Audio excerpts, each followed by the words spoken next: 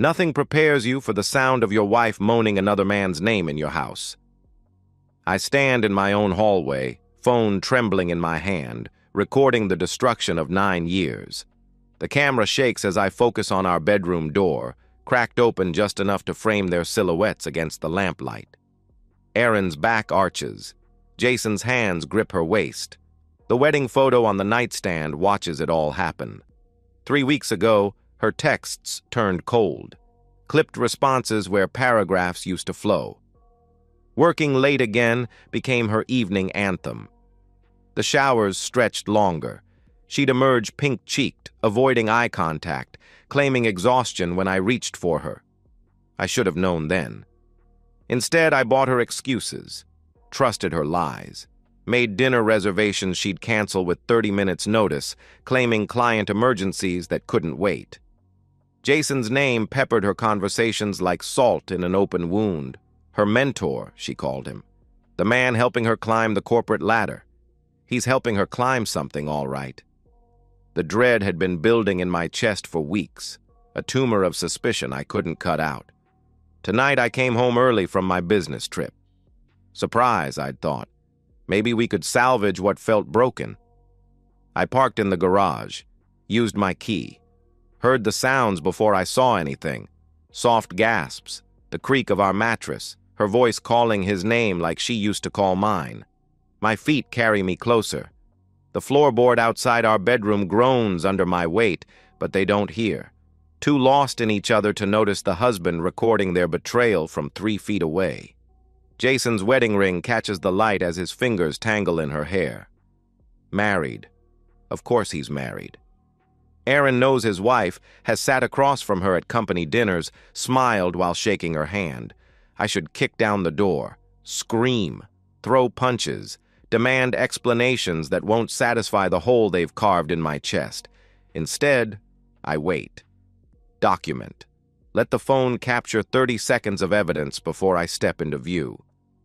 Having fun? They freeze. Jason scrambles backward, sheets tangling around his legs. Erin's eyes find mine, wide, horrified, searching for words that don't exist. David, don't. I slip the phone into my pocket. Get dressed, both of you. Then get out of my house. Jason fumbles for his clothes, face flushed red. Look, man, I can explain. The punch comes from somewhere deep, somewhere I didn't know existed. My fist connects with his jaw, sending him stumbling backward into the dresser. He hits hard, wedding photos crashing to the floor. Erin screams. Jason touches his split lip, staring at the blood on his fingers. You have 5 minutes, I say, my voice steady despite the earthquake in my chest. Then I call your wife. Then I call the police. Jason's eyes dart between me and the door. He grabs his shirt, his shoes, not bothering with his belt. Coward. Erin pulls the sheet around herself, tears streaming. David, please, let me explain. There's nothing to explain. I turn toward the door, then pause. Don't worry. This isn't over. Not even close. I drive until the adrenaline burns off, leaving behind something colder, harder. The man who walked into that house died in the hallway. What sits behind this steering wheel is something else entirely. 9 years. 9 years of shared dreams, whispered promises, building a life together. I think of our wedding day, how she cried during her vows, claiming she'd never felt love like this. How she insisted on writing them herself because Hallmark cards couldn't capture what we had. Lies. All of it. I park outside a 24-hour diner, the kind that serves coffee strong enough to wake the dead. The waitress looks like she's seen everything twice. She pours without asking, recognizing something in my face that needs caffeine more than conversation. My phone buzzes. Erin's name lights up the screen. I decline the call, then another, then a third. She switches to texts. David, please. We need to talk. It's not what you think. I love you. I've always loved you. Please come home. Each message is another nail in the coffin of whoever I used to be. That man would have believed her, would have crawled back, grateful for scraps of affection, would have asked what he did wrong, how he could fix this. But that man is dead. I pull out my laptop, connecting to the diner's Wi-Fi. First stop, our bank account. Joint checking, joint savings, the investment fund we'd been building for a house upgrade. I document every transaction from the last 6 months. Hotel charges I didn't make, restaurants where I wasn't present, lingerie purchases that never made it to our bedroom. Erin's iCloud syncs automatically to my iPad, a convenience she insisted on years ago for sharing photos. Now it's an archive of her betrayal. Screenshots of flirty messages with Jason dating back 4 months. Photos she sent him. Videos I can't bring myself to watch. The evidence tells a story I was too blind to read. Late nights that weren't about work. Business trips that coincided with Jason's travel schedule. The way she'd smile at her phone during dinner, claiming it was just her sister. My coffee grows cold as I compile the timeline. 4 months of lies. 4 months of coming home to kiss lips that had been on another man. 4 months of sleeping next to someone who'd already left our marriage. By dawn, I have enough documentation to bury them both. My lawyer's emergency line forwards to voicemail. I leave a message, keeping my voice level. Marcus, it's David. I need to see you today. Divorce proceedings. I have evidence. The phone rings within 20 minutes. Jesus, David. What happened? My wife happened. I close the laptop, signaling the waitress for another cup. How quickly can we move on this? Depends on what you've got.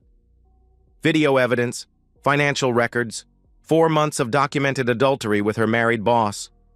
Marcus whistles low. That's comprehensive. You sure you want to go nuclear? Nuclear. The word sits heavy in my chest. Once upon a time, I'd have said no. Would have tried counseling, separation, anything to save what we'd built. But you can't save something that was already dead. Schedule it, I tell him. And Marcus? I want them to hurt. The man I used to be would have been horrified by those words. This new version of myself feels only cold satisfaction. Some betrayals don't deserve forgiveness. Some wounds are meant to scar. I finish my coffee and drive home to an empty house. Erin's car is gone. Good. I need space to think, to plan, to figure out what kind of man rises from the ashes of a burned marriage. The bedroom still smells like her perfume and his cologne. I strip the sheets, throw them in the garage. Bleach won't clean what happened here, but new linens might help me sleep without seeing their bodies tangled together. My phone buzzes again. This time it's not Erin. David, this is Jason. We need to talk. This doesn't have to get ugly. I stare at the message for a long moment, then delete it without responding. He's wrong. It's already ugly. The question now is how ugly I'm willing to make it. The answer surprises me with its clarity. As ugly as necessary. Jason Mayer isn't just a cheater. He's a predator wearing a company badge. Married 15 years, 2 kids, corner office with motivational posters about integrity and teamwork. The kind of man who volunteers for charity events while destroying families in his spare time. I spend 3 days learning everything about him. LinkedIn profile full of leadership awards. Company bio highlighting his mentorship program for rising female executives. The irony tastes like copper in my mouth. Erin isn't his first protege. Social media tells the story if you know how to read it. Photos from company retreats where his hand lingers too long on shoulders. Team dinners where he sits suspiciously close to different women over the years. Comments from former employees about his hands-on management style. The video needs editing. I blur Erin's face, not to protect her, but because this is about more than one affair. Her features obscured, she becomes every woman Jason's manipulated. The audio stays crystal clear, his voice, her moans, the unmistakable sounds of boss and subordinate crossing lines that should never be crossed. I compile supporting evidence, email timestamps showing late-night messages between them, expense reports for business trips that coincided with romantic getaways, credit card receipts for hotels that weren't on either of their approved travel itineraries. The anonymous email goes to 3 addresses: HR, the company's board liaison, and their legal department. The subject line reads, "Potential pattern of workplace harassment, urgent review required." My message is clinical, professional. To whom it may concern. Attached, you will find evidence of potentially illegal conduct by Jason Mayer, Regional Sales Director. The documentation suggests a pattern of inappropriate relationships with female subordinates under his direct supervision. This material was obtained legally and represents a clear violation of company policy regarding workplace harassment and abuse of power. I trust you will investigate this matter with the urgency it deserves. Please note, failure to address this situation appropriately may result in legal action and public disclosure of your company's inadequate response to documented misconduct. Concerned stakeholder. I send it at 6 a.m. on a Tuesday, knowing it will hit their inboxes before coffee, before excuses, before Jason can spin his way out of consequences. By Thursday, whispers float through their office building. A friend of a friend mentions Jason's sudden absence from meetings. Aaron texts me frantically. "Something's happening at work. Jason's not answering his phone. HR wants to see me tomorrow. David, please. Did you do something?" I don't respond. Let her connect the dots. Let her understand what happens when you betray someone who actually pays attention. Friday afternoon, Jason Mayer submits his resignation effective immediately. His LinkedIn profile disappears by evening. The company issues a memo about strengthening their workplace conduct policies. Erin calls 17 times. I decline them all. She shows up at my apartment Saturday morning, dark circles under her eyes, looking smaller than I remember. "You destroyed him," she says through the door. "He lost everything." "Good," I reply without opening it. "He destroyed my marriage. Now we're even." "David, please, let me explain. It wasn't supposed to happen like this." "How was it supposed to happen, Aaron? With me never finding out? With you having your cake and eating it too?" Silence stretches between us, heavy with 4 months of lies. "I never meant to hurt you." "But you did. Repeatedly. For months." I lean against the door, feeling the weight of her presence on the other side. "And you would have kept doing it if I hadn't walked in." She's crying now. I can hear it in her breathing. Once, that sound would have broken me. Would have had me opening the door, taking her in my arms, promising we could fix this. That man is dead. He died watching his wife choose another man in their bed. "Go home, Aaron. My lawyers will be in touch." Her footsteps retreat down the hallway. I wait until I hear her car start before I pour myself a drink and toast the silence. Some people think revenge is about anger. They're wrong. The best revenge is calculated, cold, surgical in its precision. Jason thought he could take what was mine without consequences. He was wrong about that too. Money talks, but it also walks. 3 weeks of careful planning with Marcus ensures every legal move is airtight. Joint accounts require both signatures to close, but individual withdrawals under certain thresholds don't trigger automatic notifications. I've been paying our bills for years, managing our investments, handling the paperwork Erin found tedious. Her oversight becomes my advantage. I liquidate everything I legally can. The emergency fund we'd built for house repairs, my individual retirement account, stock options from my company. The money flows into an account she doesn't know exists, opened the day after I caught them. Marcus serves her divorce papers at work. Timing matters. I want her colleagues watching, want them to whisper about why Erin Hartwell is receiving legal documents during her performance review. The office gossip mill will do the rest. She calls immediately. "David, what the hell? You froze our accounts?" "I secured my assets," I correct. "There's a difference.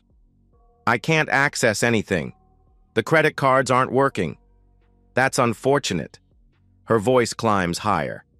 This is financial abuse. My lawyer says, your lawyer can request temporary support through the court. Good luck with that, considering the evidence I've provided. The evidence sits in a manila folder on Marcus's desk. Screenshots from her own iCloud backup showing 4 months of infidelity, hotel receipts, romantic messages, photos she sent Jason that would make her mother weep. Speaking of her mother, Linda Parsons raised Erin to be a good Christian woman, married her high school boyfriend, stayed faithful through 43 years of marriage, volunteers at the church nursery every Sunday.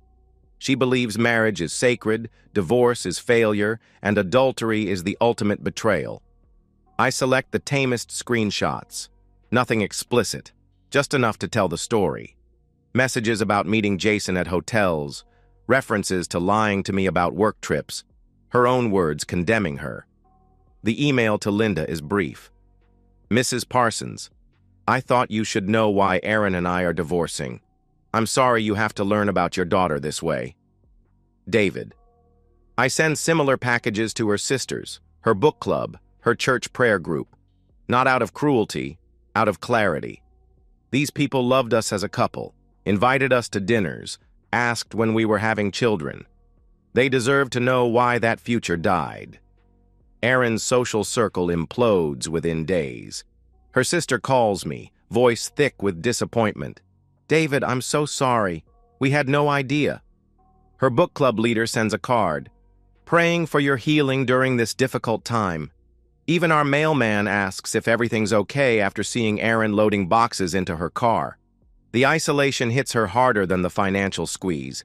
Erin was always social, needed approval like oxygen. Watching her support system crumble brings the first smile I've felt in weeks. She tries to reach out through mutual friends, but word spreads quickly in our circle. The evidence speaks for itself.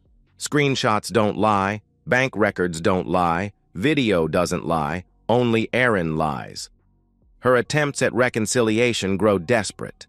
She leaves flowers outside my apartment, sends handwritten letters claiming Jason manipulated her, that she was vulnerable after my promotion required more travel, that she never stopped loving me. Each excuse reveals more of her true character. Even caught red-handed, she's crafting narratives where she's the victim, where I somehow drove her to adultery by working too many hours, by not paying her enough attention, by failing to meet needs she never communicated. The final letter arrives on expensive stationery, probably purchased with the last of her available credit. David, I know you hate me. I understand why.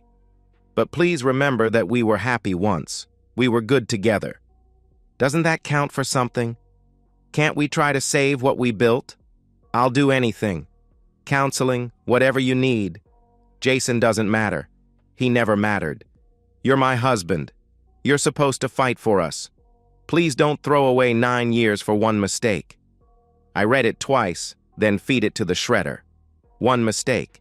4 months of lies, deception, and betrayal reduced to one mistake. Even now she's minimizing, deflecting, making herself smaller to avoid the full weight of what she's done. But I see her clearly now. Maybe for the first time. Erin doesn't love me. She loves what I represent.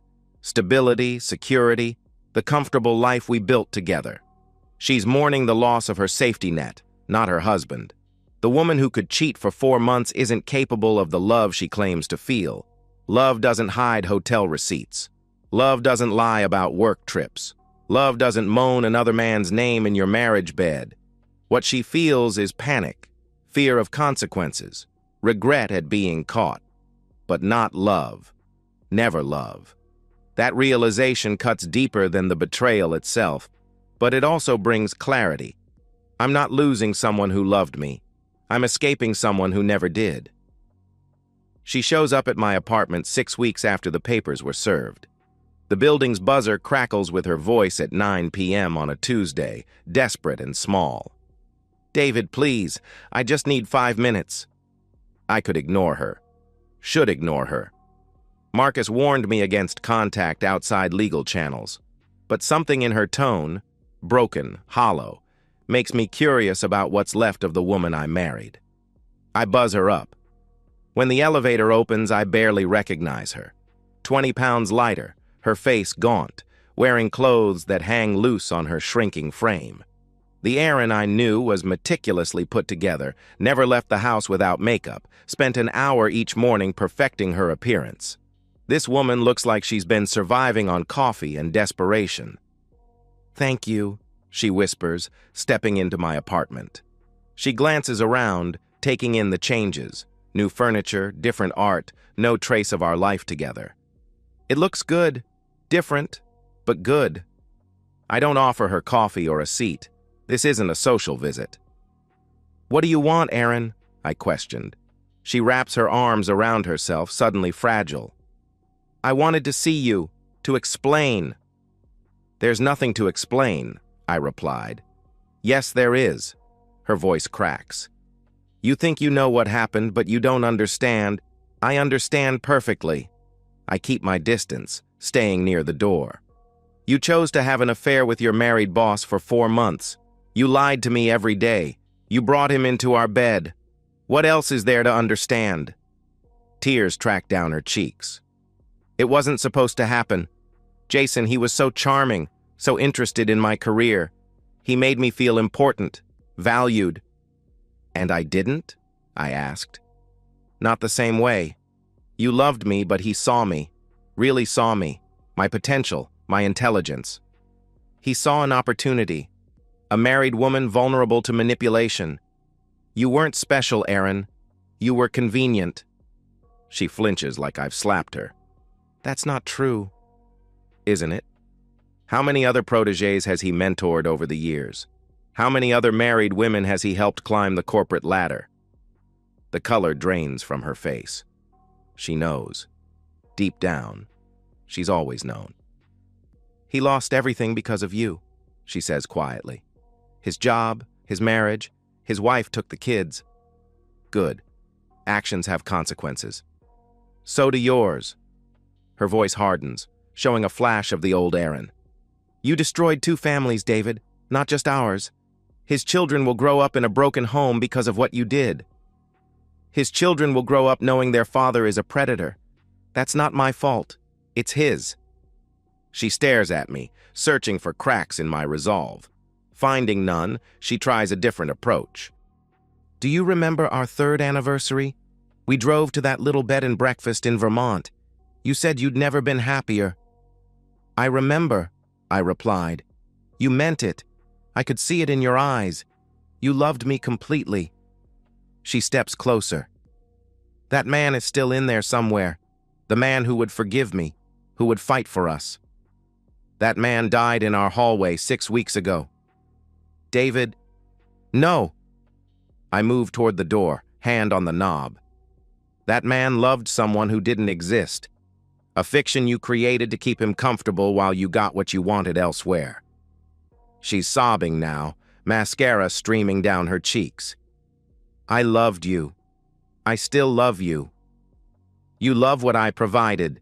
Security, stability, someone to come home to when Jason wasn't available. But you never loved me, Erin. If you had, none of this would have happened. That's not fair." "Fair?" The word tastes bitter. "Was it fair when you chose him over me every day for 4 months? Was it fair when you lied about work trips so you could be with him?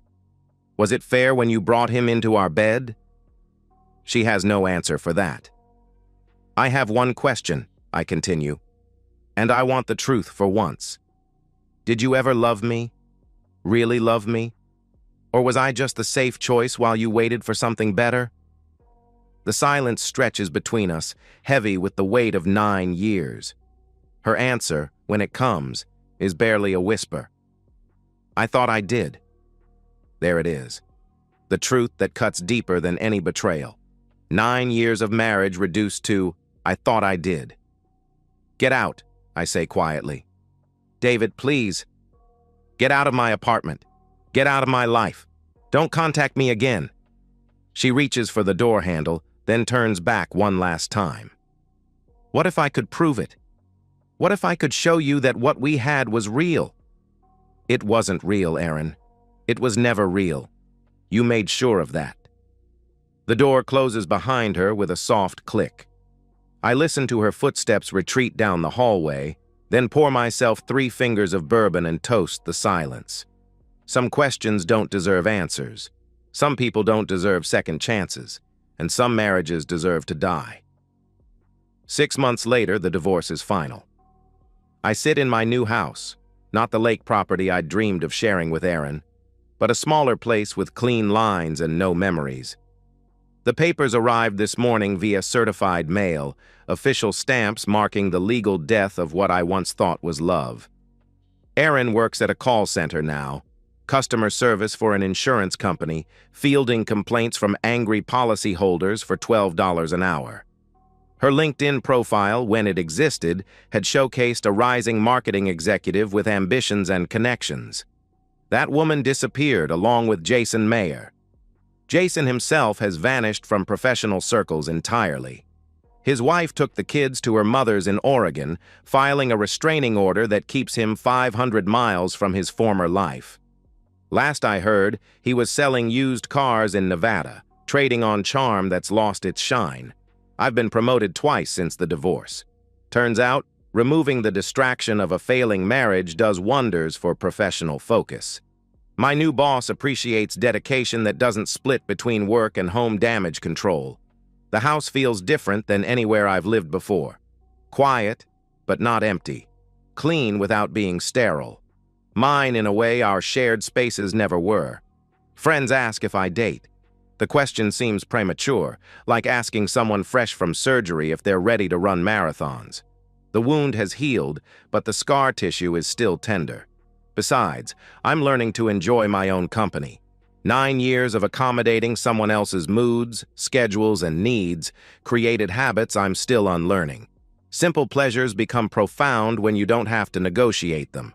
Coffee at sunrise, reading until midnight, deciding dinner based on what I want rather than what we agreed on.